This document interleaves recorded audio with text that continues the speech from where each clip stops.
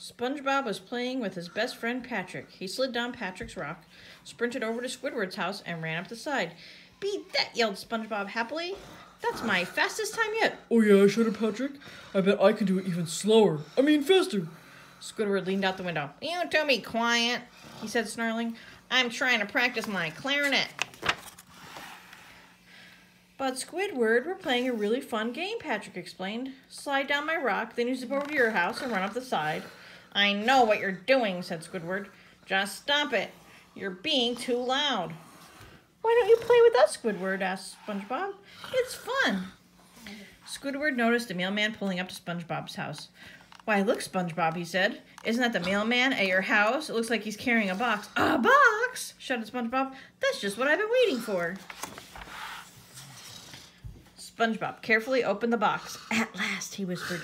"Do you realize what this is, Patrick?" "I have no idea," he said slowly.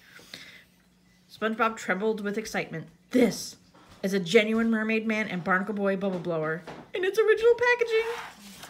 "Wow," said Patrick. "What does that mean?" Wow. SpongeBob gently lifted the bubble blower and stared at it. "I've been trying to find one of these for years. Isn't it great?" Patrick jumped up and down with excitement. "I love Mermaid Man and Barnacle Boy. Come on, SpongeBob, let's blow some bubbles. I bet they'll be the best bubbles in the world." SpongeBob looked shocked. "Blow some bubbles? But Patrick, we can't open this. We have to leave it in the original packaging." Patrick scratched his head. "Why? What good is a toy if you don't play with it?" SpongeBob smiled. "Oh, Patrick, this isn't just a toy. It's a collectible toy. It's for collecting, not playing." Patrick was still confused. "But then, what do you do with it?" "Lock in a closet," explained SpongeBob. "Or maybe on special occasions displayed on a shelf." Patrick stared at the bubble blower. "Can I put it on my shelf, SpongeBob?" "Patrick," said SpongeBob, "you don't have a shelf." "I could build one," said Patrick. "Then I could look at the bubble blower," corrected SpongeBob, "as I fall asleep." "Please," he pleaded, "just for one night, I'll be your best friend."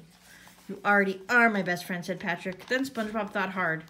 He decided the best friends share their things, even their favorite things. "All right, you can borrow the bubble blower for one night." "Hooray!" yelled Patrick as he grabbed the package and ran off. SpongeBob shouted after him, "Remember, don't open it!" At nighttime, SpongeBob got ready for bed. "Good night, Gary," he said. "I'm sure glad I let Patrick borrow my bubble blower. That's what best friends do." "Meow," said Gary. "I'm sure he'll be extra careful with it," said SpongeBob. He patted Gary and climbed into bed. But as he lay down in bed, he started to worry about all the things Patrick might be doing with the bubble blower. Had he taken it out of the package? Was he using up all the bubble soap? Or was he doing something really terrible, like breaking the Mermaid Man bubble wand? SpongeBob couldn't take it anymore. He got up, he put on his clothes, he went downstairs. Gary followed him. "Sorry, Gary," SpongeBob said. "I'm not taking you for a walk. I'm just going to sneak over to Patrick's house and make sure everything's okay with my new bubble blower." Gary frowned. "And don't give me that look," SpongeBob said. SpongeBob creeped past Squidward's house. As he tiptoed to Patrick's rock, he thought about his precious bubble blower. "Please be in the box, please be in the box, please be in the box," he thought out loud. SpongeBob entered Patrick's house quietly as he could. Patrick was asleep and snoring loudly. SpongeBob spotted the bubble blower on Patrick's new shelf. It was fine. Patrick hadn't broken it. He hadn't even opened it. "I should have trusted him," said SpongeBob.